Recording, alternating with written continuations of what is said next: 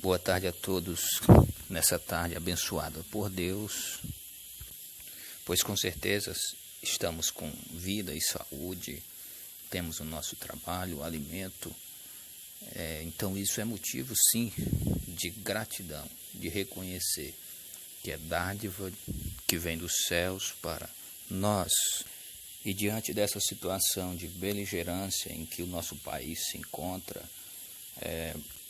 de guerras entre nosso próprio governo, governadores contra presidente, sem falar da sociedade lutando contra a resistência desse vírus, e ainda mais aquelas guerras que nós não conseguimos assistir, que acontecem dentro dos lares, nos cômodos das casas, pais contra filhos, filhos maltratando os seus pais.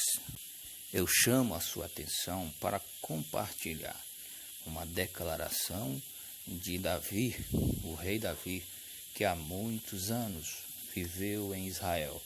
E ele foi ungido por Deus. Certo dia, o profeta Samuel foi na casa de um homem chamado Jessé, o qual tinha vários filhos.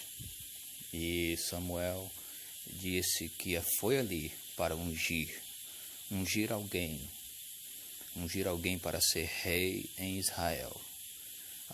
Jessé passou diante de Samuel, o profeta, seus filhos.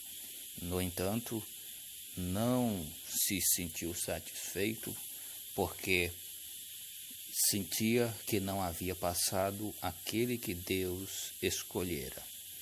E ele perguntou a Jessé: terminou seus filhos? São só estes? Jessé disse: tem um ainda que está no campo, o qual se chama Davi.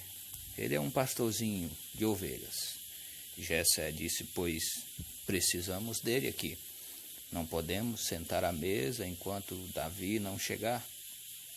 E a história conta que quando Davi chega, o Senhor confirma a Samuel: este é o meu ungido.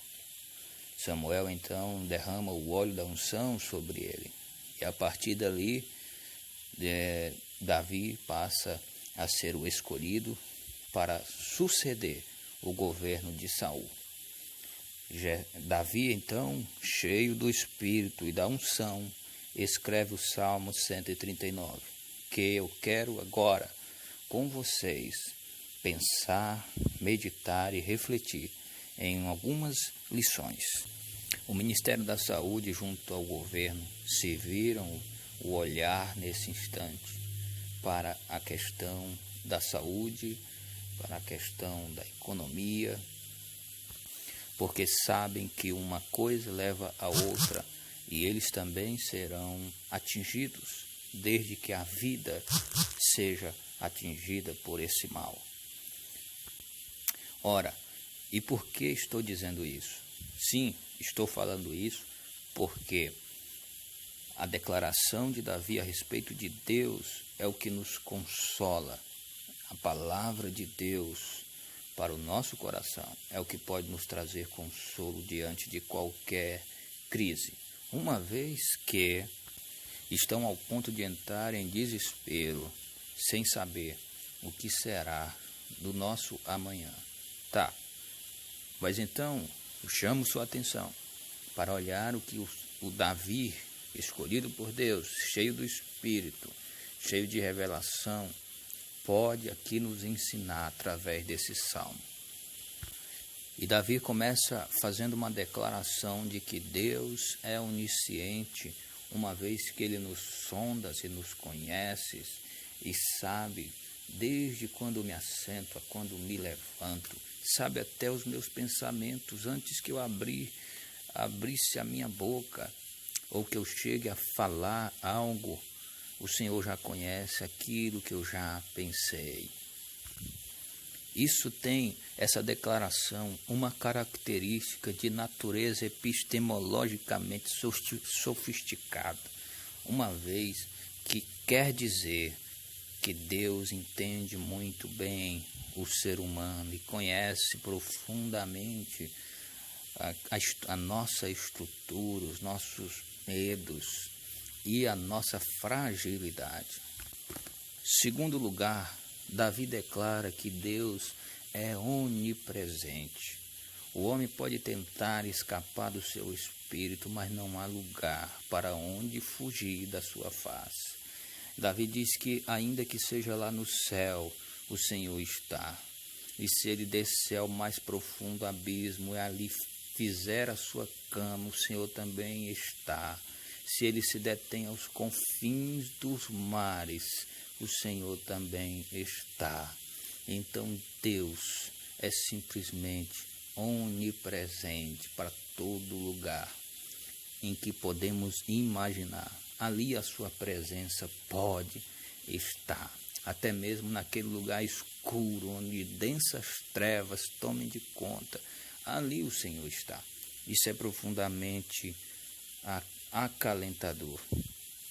Isso nos acalma, nos ajuda a entender, a nos tranquilizar diante dessa grandeza de onipresença. Talvez esse seja um grande problema em que olhamos hoje em volta de nós e até mesmo dentro de nós. Seja um grande problema. Tentar fugir de Deus.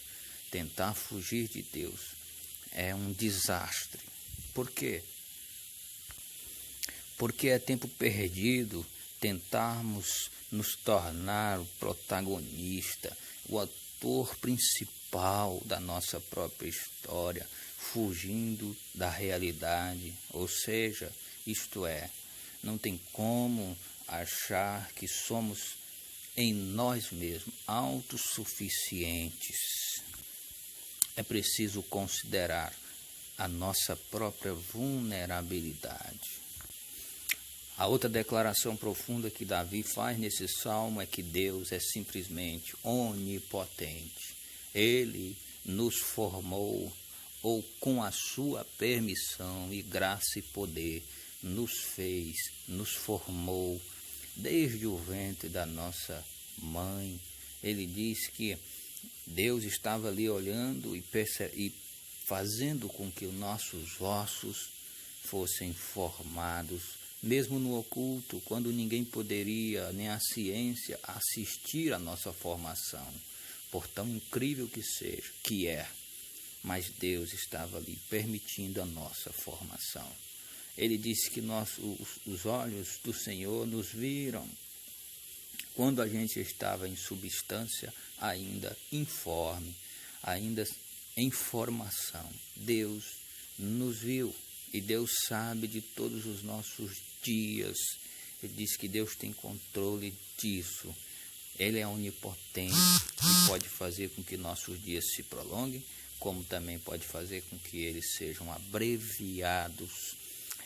Diante disso, é interessante e é fantástico imaginar que Deus é onipotente e Ele pode fazer com que essa praga, esse problema viral que assola e que varre boa parte da população, Deus pode fazer com que isso simplesmente pare. Agora, se Ele é soberano, onipotente, onisciente, onipresente, Ele realmente tem propósitos em agir em épocas, por épocas e por gerações do seu jeito, do seu modo. Então eu não sei explicar direito por que Ele está permitindo e até quando Ele vai permitir. Uma vez que Ele é onisciente, onipresente e onipotente, e Ele, sabendo de todas as coisas, não tem como a gente querer ensinar a Deus, porque Ele sabe. Agora, Davi termina o seu salmo dizendo assim: sonda-me, ó Deus, conhece o meu coração, prova-me e conhece os meus pensamentos. Ele está pedindo, olha para dentro de mim. Senhor, não é para o Senhor conhecer, porque o Senhor já conhece, mas observa a minha vida e vê se há em mim algum caminho mau e me faça ver que eu estou errado e me guie pelo caminho eterno. É interessante porque isso aqui é o que a gente precisa. Senhor, me faça pensar o que é que eu estou pensando de errado. Senhor, me faça ver o que eu estou vendo errado. Senhor, me faça perceber aquilo que eu acho que estou percebendo certo, que na verdade eu tinha que perceber da outra forma. Senhor, me guie, me leve, me conduza pelo caminho eterno. Vê se há em mim algum caminho mau. Vê, e ao ver, me faça ver também. Senhor, me desperte para andar no caminho do Senhor. É isso que ele termina dizendo. E me guie pelo caminho eterno. É interessante, meus ouvintes, agora, eu chamo a sua atenção para dizer que Deus é bom. Deus continuará sendo bom. E que Ele sabe até onde a gente pode ir. Então, descanse, confie e entregue-se a Ele. Jesus se importava com as pessoas que a sociedade não conseguia se aproximar. Ele se importava, Ele se importa comigo, se importa com você. Então agora, faça o que Davi está dizendo. Corrija, ou pelo menos ore, para que Deus lhe mostre aquilo que não está certo na sua vida e que você está achando que está certo. E aí, se arrependa, porque o caminho para nos encontrarmos com Deus é o arrependimento. Arrependimento de quê? Dos nossos pecados. Ora, a palavra é muito clara, a palavra de Deus. Diz que o que separa o ser humano de Deus é o pecado. Então agora, pense da forma que você precisa realmente pensar e não da forma que você acha que está pensando certo. Na verdade, nós temos escolhas de diversas formas, de diversas naturezas. Nós podemos escolher aquilo que para nós achamos que é bom, quando para Deus Ele reprova. Então pense nisso tudo. Pare e pense. Eu chamo a sua atenção. Que Deus nos abençoe.